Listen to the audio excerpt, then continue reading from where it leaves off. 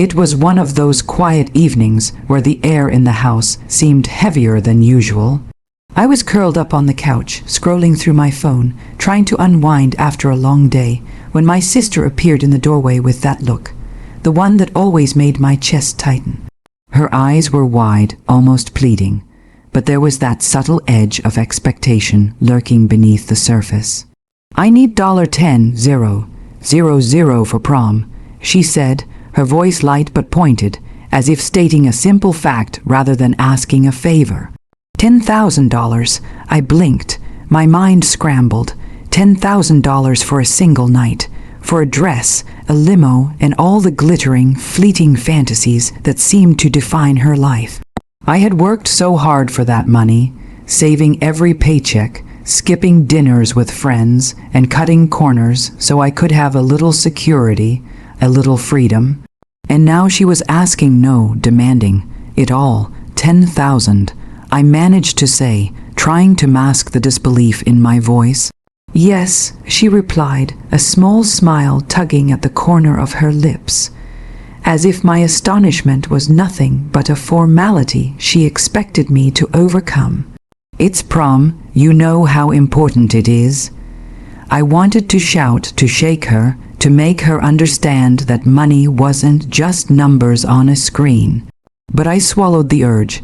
I had learned the hard way that letting anger dictate my actions only made things worse. "I can't," I said finally. Her smile faltered for just a moment, replaced by a flash of something sharp, almost predatory. "You just can't," she echoed, her voice dripping with disbelief, as if I had just insulted her existence. "You always help me when I need it." "No," I said again, firmer this time, "I can't. It's too much, and it's not fair to just give it all away. I have my own plans for that money." Her expression shifted quickly, from shock to a quiet fury that chilled me. I had seen that look before, when someone feels their control slipping, when their entitlement is challenged.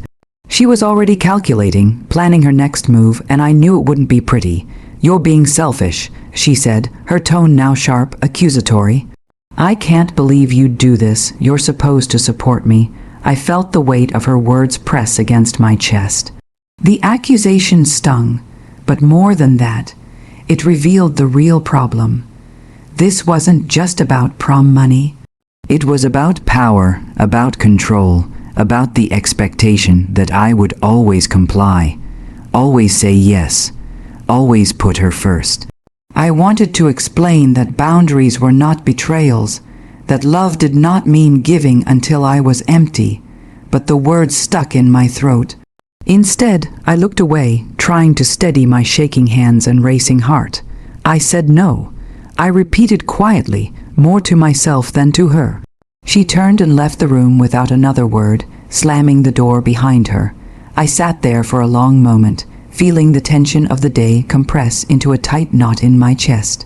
The family group chat pinged once, then twice, then again, each message a digital echo of the storm that was about to erupt. I knew this was only the beginning. The morning after the confrontation, the house felt smaller, almost claustrophobic. Every corner seemed to echo with the remnants of yesterday's argument. My sister had gone to school, but her presence lingered like a shadow, a quiet reminder of the tension simmering just beneath the surface. I poured myself a cup of coffee and stared at the family laptop. That's when I opened the joint account we shared with our parents. At first glance, it seemed innocuous. A neat list of numbers, deposits, and withdrawals, carefully catalogued as though it were neutral territory. But as I scrolled through the recent activity, the truth became painfully clear. This account was no longer a shared safety net. It had become a weapon in her hands. Every month, she siphoned off money for essentials that were anything but necessary: designer clothes, expensive accessories, spontaneous weekend trips. And when she ran low, she came to me, expecting me to fill the gaps without hesitation. I rubbed my temples, trying to steady my thoughts. It wasn't just the money, it was the principle. I had always believed that family meant support, not exploitation. And yet here we were, hard-earned savings dangling like a carrot, used to manipulate and guilt me into compliance. The decision didn't come immediately, but it crystallized in my mind as the day wore on.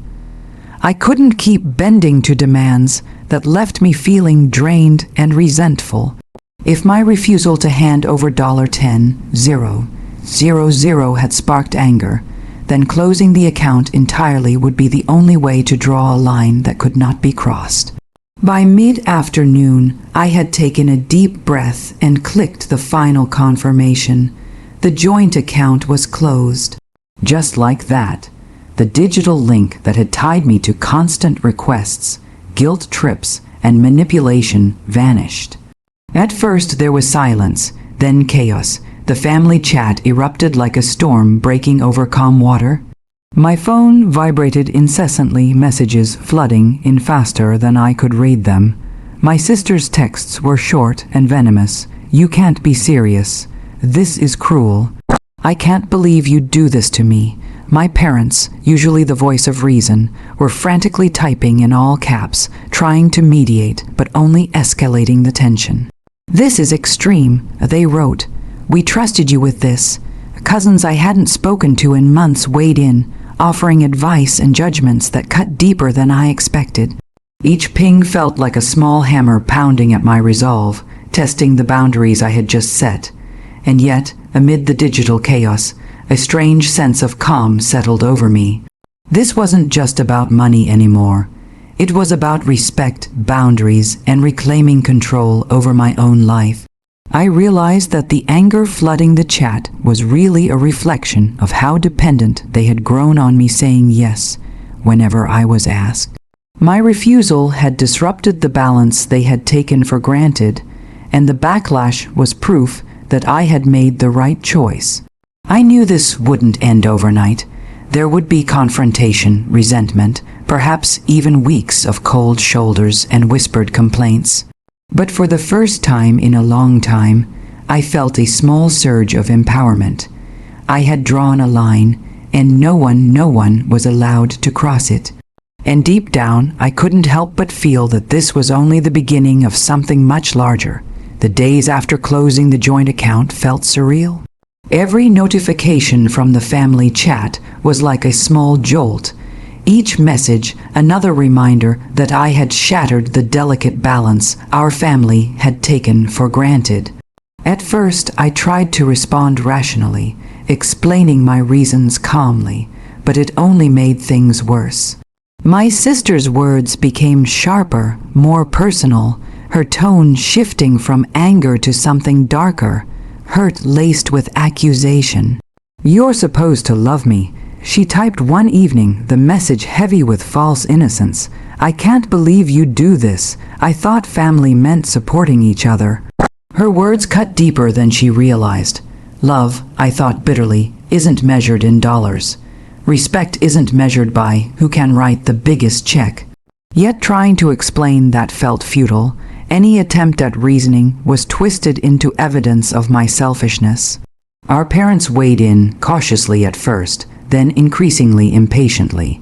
"We just want what's best for both of you," they typed, a sentiment that felt hollow under the weight of their anger. I realized that they weren't upset about money.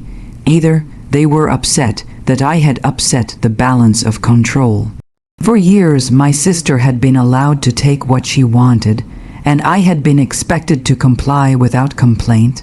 My act of refusal, however small it may have seemed, had upended that unspoken agreement.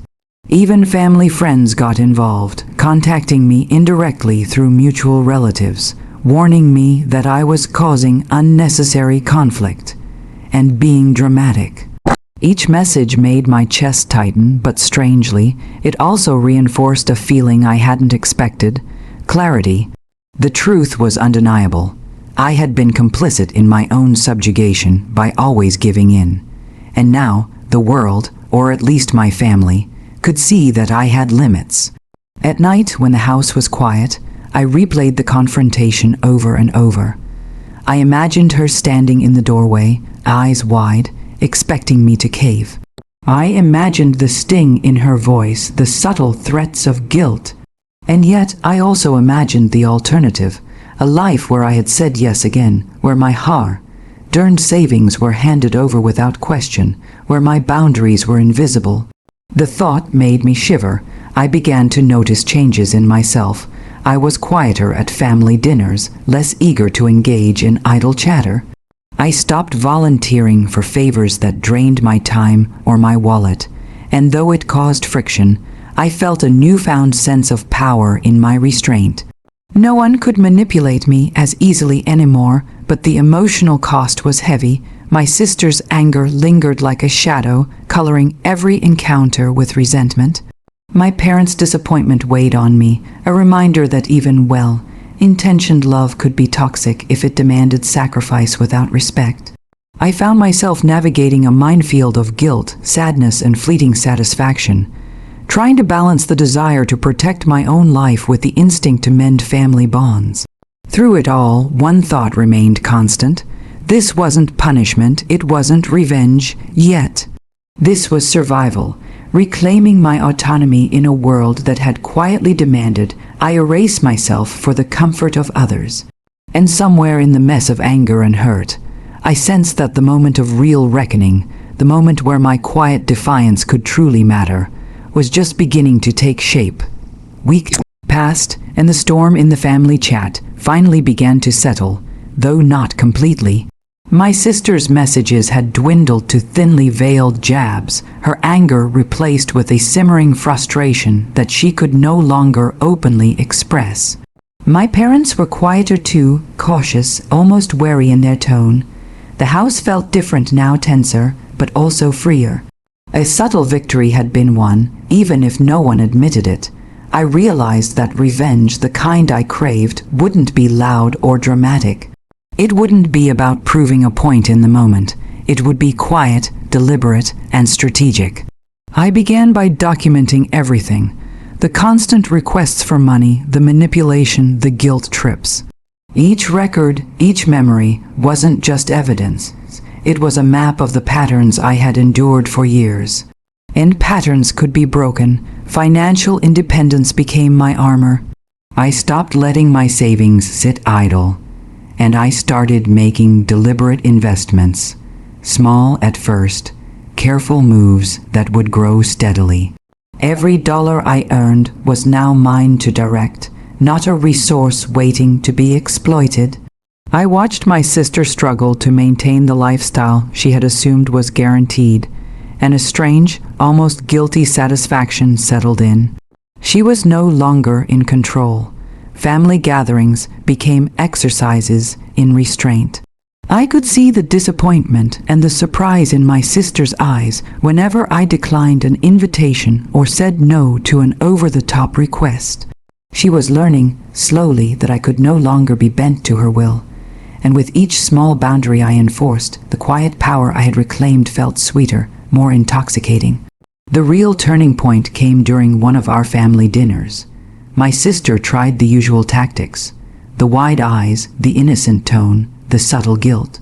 "You know, I could really use your help for the upcoming trip," she said, smiling as if we were sharing a secret. I simply smiled back, calmly shaking my head. For the first time, I wasn't trapped in a cycle of obligation. I could refuse, and nothing catastrophic happened. It was liberating. The quiet, unspoken revenge wasn't about punishing her. It was about reclaiming my life. I realized I had finally established the rules, my resources, my boundaries, my terms. If she wanted my support, she would have to earn it emotionally, not demand it financially. Respect had become the new currency, and for once, I was the one in charge. Even my parents seemed to sense the shift. Their tones softened, their questions more neutral. They no longer pressured me to comply, though they still watched cautiously, perhaps wary of my newfound independence.